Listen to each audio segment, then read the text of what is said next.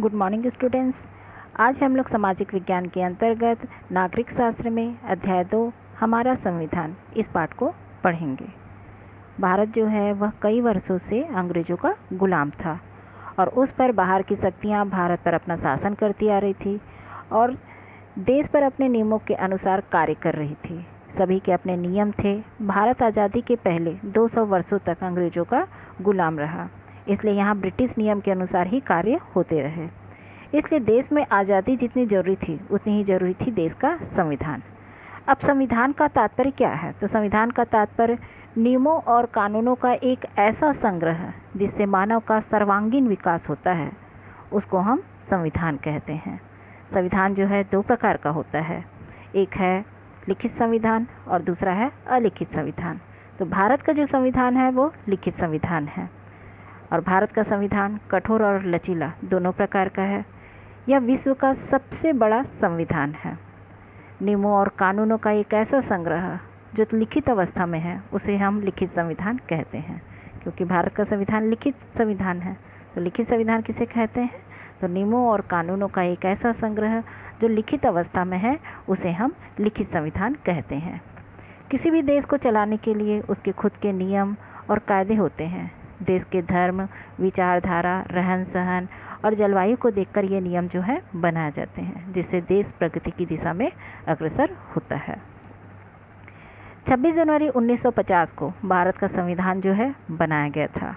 भारत का संविधान क्यों बना, कब बना, कैसे बना और इसे किसने बनाया और 26 जनवरी को ही संविधान क्यों लागू हुआ, आइए हम इसे इस पाठ के अंतर्गत पढ़ते हैं। तो चलिए पाठ शुरू करते हैं। यहाँ पर से आपने इतिहास में पढ़ा है कि किस प्रकार अंग्रेजी जो थे, अंग्रेजी शासन के विरोध में स्वराज की मांग को लेकर सभी भारतीय एकजुट हो गए और सभी के साथ मिलकर स्वतंत्रता के लिए लड़ाई लड़ी, जिसे हम स्वतंत्रता आंदोलन के नाम से जानते हैं। स्वतंत्रता आंदोलन में भारत के अलग अलग परिवेश के लोग शामिल थे। वे एक साथ जेल गए और उन्होंने अलग अलग तरीक़ों से अंग्रेज़ों का विरोध किया। इस आंदोलन का एक उदाहरण हमें जलियांवाला बाग हत्याकांड में देखने को मिलता है। इस हत्याकांड में एक ब्रिटिश जनरल ने शांति प्रिय निहत्थे लोगों पर भी, जो बाग के में इकट्ठे होकर सभा कर रहे थे, वहाँ गोलियाँ चलवा दी। इसमें बहुत से लोगों की जानें गई, महिला, पुरुष, हिंदू, मुसलमान, सिख एवं ईसाई, कितने सारे लोग जो हैं मारे गए थे, जो अंग्रेज़ों की नीति का विरोध करने के लिए वहाँ जमा हुए थे। इस आंदोलन के माध्यम से देश में राष्ट्रीय एकता की भावना को बल मिला। अब संविधान सभा का गठन है ना। आपने पढ़ा है कि जब भारत में अंग्रेज़ थे तो विभिन्न धर्म, भाषा और क्षेत्र की महिलाओं और पुरुषों ने अंग्रेज़ों के खिलाफ मिलकर लड़ाई लड़ी। वे चाहते थे कि भारत एक स्वतंत्र देश बने। आज़ादी की इस लड़ाई के साथ साथ लोग एक और सवाल से जूझ रहे थे कि अंग्रेज़ों के जाने के बाद देश का शासन कैसे चलेगा, क्योंकि भारत पर अंग्रेज़ों का शासन था, ब्रिटिश शासन था, है ना। तो उनके जाने के बाद भारत की आज़ादी के लिए लड़ाई लड़ी जा रही थी। सभी धर्म, सभी समुदाय के लोगों के द्वारा मिलजुल करके लड़ाई लड़ी जा रही थी। तो उनके जाने के बाद में देश का शासन कैसे चलेगा, इस सवाल से लोग जो हैं जूझ रहे थे।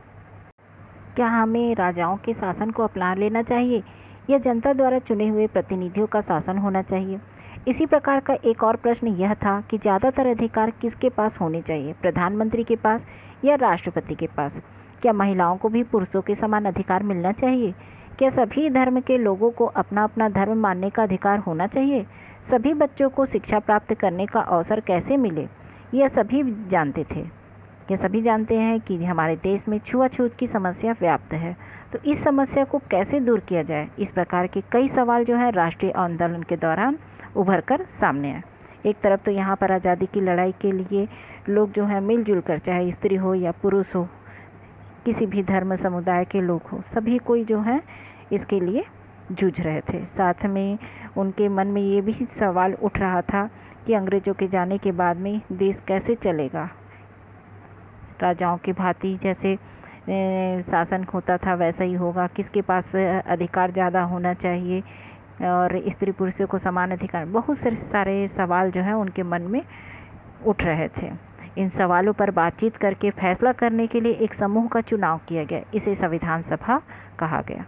संविधान सभा, है ना, यहाँ पर जो बहुत सारे लोग जो हैं इकट्ठा हुए थे, समूह में बातचीत हुई इन सवालों पर, जो सवाल इनके मन में जो उठ रहे थे, आज़ादी की लड़ाई जब लड़ी जा रही थी तो ये सारे सवाल जो हैं उठ रहे थे। तो इन्हीं सवालों पर बातचीत करने के लिए एक समूह का चुनाव किया गया था और इसको हम संविधान सभा कहते हैं। संविधान सभा में देश के सभी भागों से लगभग 299 सदस्य थे। संविधान सभा का काम था संविधान लिखना। सभा का काम क्या था? संविधान लिखना। संविधान नियमों का वह संकलन है जिसमें हमारे देश की व्यवस्था की रूपरेखा एवं हमारे सामाजिक आदर्श लिखित हैं।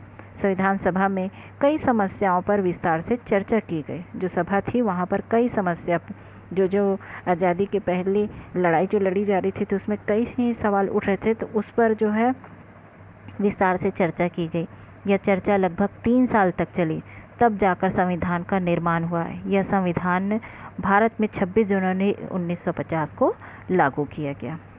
तो यहाँ पर देखिए, स्वतंत्रता आंदोलन के दौरान लाहौर अधिवेशन में भारतीय राष्ट्रीय कांग्रेस ने 31 दिसंबर 1929 को पूर्ण स्वराज का संकल्प लिया था। इस पूर्ण स्वराज के संकल्प दिवस के महत्व को बनाए रखने के लिए प्रतिवर्ष 26 जनवरी को स्वाधीनता दिवस के रूप में मनाने का निर्णय लिया गया। इसलिए 26 जनवरी 1950 को देश का संविधान लागू किया गया। तो संविधान, जैसे कि ये प्रश्न उठ रहा था कि ये हमारे देश का जो संविधान है वो 26 जनवरी 1950 को ही क्यों लागू किया गया, तो इसका कारण क्या था कि 26 जनवरी को यहाँ पर 1929 में पूर्ण स्वराज का संकल्प लिया गया था और इस पूर्ण स्वराज के संकल्प दिवस के महत्व को बनाए रखने के लिए प्रतिवर्ष जो है 26 जनवरी को स्वाधीनता दिवस के रूप में मनाने का निर्णय लिया गया था। और यही कारण था कि 26 जनवरी को हमारे देश का संविधान जो है लागू हुआ था। संविधान में कहा गया कि संविधान लागू होने के प्रारंभ से 10 वर्ष के भीतर 14 वर्ष तक के सभी बच्चों को निःशुल्क और अनिवार्य शिक्षा देने का प्रयास किया जाए।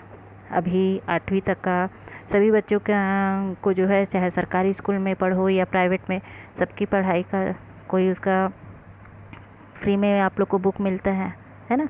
तो यही चीज़ है, निःशुल्क और अनिवार्य शिक्षा देने का प्रयास किया जाए, है ना। ये सारे जो सवाल हैं इस प्रकार के इसमें चर्चा हो रही थी और उसका हल भी निकाला गया। शिक्षा का मौलिक अधिकार होने के बाद वर्तमान में 6 से 14 वर्ष के बच्चों के शिक्षा के स्तर में क्या सुधार? भारत का संविधान उद्देशिका यानी कि प्रस्तावना। हम भारत के लोग भारत को एक संपूर्ण प्रभुत्व संपन्न समाजवादी पंथ निरपेक्ष लोकतंत्रात्मक गणराज्य बनाने के लिए तथा उसके समस्त नागरिकों को सामाजिक, आर्थिक और राजनीतिक न्याय, विचार, अभिव्यक्ति, विश्वास, धर्म और उपासना की स्वतंत्रता, प्रतिष्ठा, अवसर की समता प्राप्त कराने के लिए तथा उन सब में व्यक्ति की गरिमा और राष्ट्र की एकता और अखंडता सुनिश्चित करने वाली बंधुता बढ़ाने के लिए दृढ़ संकल्प होकर अपनी इस संविधान सभा में आज तारीख 26 नवंबर 1949 ईस्वी मिति मार्गशीर्ष शुक्ला सप्तमी संवत 2006 विक्रमी को एतद द्वारा इस संविधान को अंगीकृत, अधिनियमित और आत्मर्पित करते हैं। ये हमारे संविधान, भारत देश के संविधान की उद्देशिका है ना। संविधान की उद्देशिका को आप यहाँ पर अभी सुने हो, पढ़ के मैं सुनाई हूँ, है ना। अब संविधान की आवश्यकता क्यों पड़ी, ऐसी क्या स्थिति हमारे सामने आई जिसके कारण से हमको संविधान की आवश्यकता पड़ी? तो हम तो यहाँ पर पढ़ ही चुके हैं कि भारत जो था लंबे समय तक अंग्रेज़ों का गुलाम था और आज़ादी की लड़ाई जो है स्त्री पुरुष और सभी धर्म के लोगों के द्वारा लड़ी जा रही थी। और लड़ाई के साथ साथ में लोग जो हैं एक सवाल से जूझ रहे थे कि अंग्रेज़ों के जाने के बाद में देश की शासन व्यवस्था कौन संभालेगा। उसके शासन व्यवस्था के अतिरिक्त उनके मन में बहुत सारे सवाल थे, वो सब उठ रहे थे। उसके लिए एक संविधान सभा का गठन हुआ था, वहाँ पर विस्तार से चर्चा की गई थी, है ना। ये सब चीज़ हम लोग पढ़े थे। तो अब संविधान की आवश्यकता क्यों, क्या कारण है जो संविधान की आवश्यकता पड़ी? जैसा कि पहले ही बताया जा चुका है कि संविधान सभा ने शासन का स्वरूप, जैसे प्रधानमंत्री और राष्ट्रपति का चुनाव किस प्रकार होना चाहिए और उन्हें कौन कौन से कार्य करने होंगे, विधानसभा एवं संसद क्या कार्य करेंगे, मंत्रियों का क्या काम होगा आदि निर्धारित किया। इसके साथ साथ आवश्यकता इस बात की थी कि शासन अपनी शक्तियों का गलत उपयोग ना कर पाए। इसके लिए संविधान में यह व्यवस्था की गई कि शासन भी सभी जो भी लोग हैं ना, शासन भी संविधान में लिखी बातों के अनुसार ही कार्य करेगा। यदि शासन के किसी कार्य से नागरिकों के अधिकारों का हनन होता है तो वह न्यायालय की शरण ले सकता है। तो देखिए संविधान की आवश्यकता क्यों पड़ी थी, कारण क्या था इसका कि प्रधानमंत्री और राष्ट्रपति का चुनाव किस प्रकार होना चाहिए और उनमें जो उन्हें कौन कौन से कार्य करने होंगे, विधानसभा एवं संसद के क्या कार्य होंगे, सब कोई का कार्य जो है बांटना जरूरी था और कार्यभार सब कोई को सौंप दिया जाए तो उससे क्या है शासन व्यवस्था चलाने में आसानी होगी। मंत्री का काम क्या होगा ये सब जो है निर्धारित किया गया। और इसके साथ में इस बात की भी आवश्यकता थी कि कोई इसकी संविधान में जो भी का नियम और कानून बनाए जा रहे हैं तो कोई उसका गलत उपयोग ना करे, शासन ही इसकी शक्तियों का गलत उपयोग ना करे।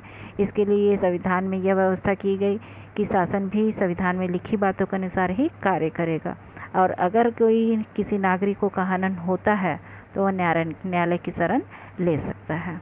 कई साल पहले मुंबई नगर निगम ने फुटपाथों पर रहने वाले करीब 50,000 लोगों को हटाने की व उनकी झुग्गियों को नष्ट करने की कोशिश की। इस कार्यवाही के विरुद्ध बस्ती में रहने वाले लोगों ने न्यायालय में मुकदमा दायर किया। उनके वकील ने दलील दी कि जब तक उनके रहने की दूसरी व्यवस्था नहीं की जाती तब तक उन्हें वहां से नहीं हटाया जा सकता। यह उनके किसी भी स्थान में रहने की स्वतंत्रता के मूल अधिकारों का हनन है।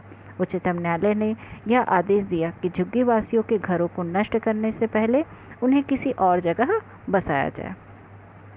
तो हमारे संविधान के अनुसार हर नागरिक को अपनी इच्छा अनुसार किसी भी राज्य में किसी भी शहर गांव में रहने की पूर्ण स्वतंत्रता दी गई है। इस प्रकार हमने देखा कि किस प्रकार न्यायालय ने सरकार की मनमानी पर अंकुश लगाया, मतलब कि शासन जो है अपनी शक्तियों का गलत उपयोग नहीं कर सकता है ना। यहाँ पर फुटपाथ पर रहने वाले लोगों को हटाने का प्रयास किया गया तो शासन अपनी शक्ति का गलत उपयोग नहीं कर सकता है, वह इसलिए नागरिकों को भी अधिकार दिया गया है कि वह न्यायालय की शरण ले सकता है। तो इस प्रकार से उनके अधिकारों का हनन यहाँ पर नहीं हुआ है ना। इस प्रकार के नियम कानूनों के कारण देश में निवास करने वाले विभिन्न जाति, धर्म, भाषा और विचारधारा के लोगों का संविधान पर विश्वास बना हुआ है, क्योंकि उसमें समानता की बात कही गई है। मतलब कि सब देश के कानून के समक्ष सभी व्यक्ति जो हैं समान है, ना कोई अमीर है, ना कोई गरीब है, ना कोई उच्च जाति का है, ना कोई छोटा जाति का है, ना कोई शासन की शक्ति मतलब कि कोई सरकारी कार्यभार है, कोई उच्च पद पर आसीन है या फिर कोई गरीब है, किसी के लिए कोई भेदभाव नहीं किया जा सकता है, सभी को समान माना गया है। हम सभी इन नियम कानून का पालन करते हैं, इससे देश में शांति और एकता कायम रहती है। इस प्रकार संविधान में से हमें एक बेहतर समाज बनाने की प्रेरणा जो है मिलती है। तो आज हम लोग इस पाठ के अंतर्गत संविधान के बारे में जाने कि भारत का संविधान कैसे बना, क्यों बना और कब बना, इसे बनाना क्यों आवश्यक था, 26 जनवरी को ही संविधान क्यों लागू किया गया। तो आज हम ये सारी बातें जो हैं इस पाठ के ज़रिए से जानें। अगर संविधान नहीं होता तो कोई भी व्यक्ति जो है अपनी मनमानी कर सकता था, तो किसी की मनमानी में अंकुश लगाने के लिए, शासन की शक्तियों पर अंकुश लगाने के लिए संविधान का जो है निर्माण किया गया, ताकि देश की शासन व्यवस्था भली भांति से चल सके और देश जो है प्रगति की दिशा में अग्रसर हो जाए।